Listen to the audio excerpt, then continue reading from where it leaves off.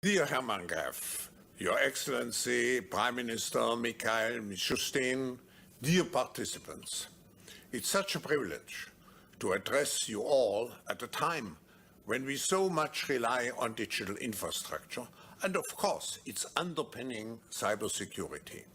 I wish to thank in particular my good friend and committed partner at the World Economic Forum, Mr. Hermann Graf, the CEO and Chairman of the Executive Board at Sberbank, and of course also a member of the Board of Trustees of the World Economic Forum. The Forum has built an excellent relationship with the Russian Federation, both with the business community as well as with the government. I was pleased to meet with President Putin last year, and I look forward to deepening this relationship with you, Mr. Prime Minister, and your government. 2020, the year that has really changed the world. It is thanks to technology that we are able to join the CYBER POLYGON entirely remotely, for the first time actually since World War II. The coronavirus pandemic marks a fundamental inflection point in our global course. While it is still early to assess the total impact of this pandemic, it is already visible that it has a catalyzing effect. The crisis has exposed the inconsistencies and inadequacies of multiple systems, our health system, to a certain extent, our economy, our employment, and our educational systems. It has shed light to structural shortcomings that had never been properly addressed before and which impede social cohesion, fairness, inclusion, and equality. Our existing fragmented global architecture is not fit anymore for purpose in the 21st century. It's high time for a great reset. Change is not happening. We have a choice to stay passive and see the negative trends unravel. Inequality, polarization, nationalism, racism. If we do not stop those trends, will lead to a post-corona world that definitively is less sustainable, less equal, and much more fragile. On the other hand, we can instead use our time to reimagine our world and build a new social contract. We need a great reset that will shape a much more resilient system for the post-corona era. We have to mobilize all constituents. First, to foster economic growth, which creates fairer markets, fairer outcomes. Second, we have to invest in advancing our shared goals, such as equality, protecting the sustainability of our shared natural resources, our global commons. Third, we have to utilize the innovation of the fourth industrial revolution to provide us really with better lives. Technology and cybersecurity are of crucial importance in this COVID era. One of the most striking and exciting transformations caused by the pandemic has been our transition to the digital of everything, both in our professional but also in our personal lives. It has come in a very short time.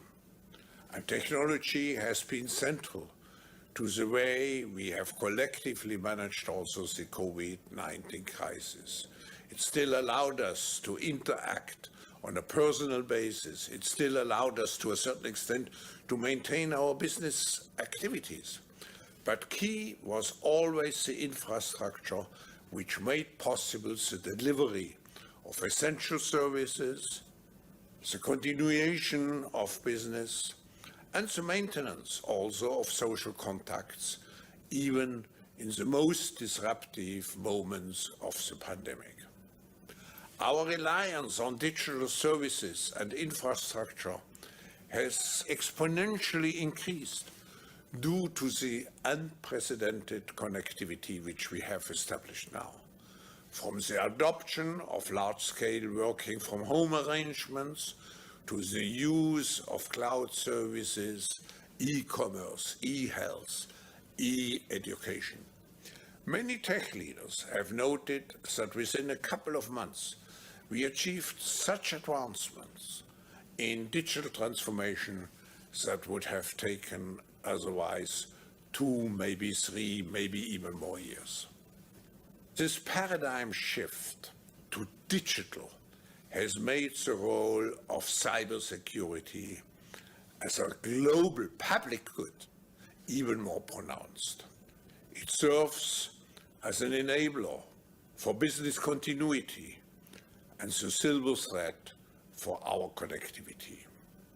Yet, as businesses and organizations are putting great efforts to serve their customers, deliver essential services, and protect their employees amidst the pandemic, cyber criminals have also been quick to exploit the increased vulnerabilities and the increased use that came along. The World Economic Forum recently published the COVID-19 risks outlook, the third greatest concern for companies surveyed is the increase of cyber attacks. We all know, but still pay insufficient attention to the frightening scenario of a comprehensive cyber attack, which would bring to a complete halt to the power supply, transportation, hospital services, our society as a whole. The COVID-19 crisis would be seen in this respect as a small disturbance in comparison to a major cyber attack. We have to ask ourselves in such a situation, how could we let this happen? Despite the fact we had all the information about the possibility and the seriousness of a risk attack. Cybercrime and global cooperation should be at the forefront of the global agenda. The grim reality is that cybercrime today is definitively a growth industry. It has significant financial costs to the global economy, but it has also important indirect costs.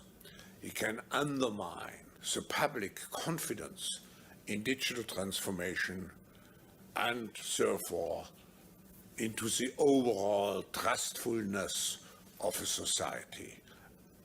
There is no doubt that building digital trust and a secure internet for the global economy is one of the major challenges that no nation or company can solve alone. It requires a global response with strong private-public cooperation. In recognizing this need, the World Economic Forum launched in 2018 the Center for Cybersecurity to offer a global convening platform for governance, large corporations, and civil society to address the systemic cybersecurity challenges and find joint solutions. It is obvious that governments have to play a leading role in securing cybersecurity, but ultimately, cybersecurity is a challenge for all of us. It is important to use the COVID-19 crisis as a timely opportunity to reflect on the lessons the cybersecurity community can draw and improve our preparedness for a potential cyber pandemic. Since we are the first generation to have such levels of interconnectivity and global value chains, we need to take decisive action in preparing. I'm glad that CYBER POLYGON is one of the great initiatives that address the need for building capabilities that enhance global cyber resilience and preparedness, fighting against cybercrime and cyber attacks. I'm particularly pleased to see the high number of leaders that join the CYBER POLYGON this year. I trust you will have constructive dialogues and exercises on the most pressing challenges in securing our shared digital future. Our digital interdependence and interconnectivity in the COVID era makes the integrity of cyberspace an even more critical element of our collective future.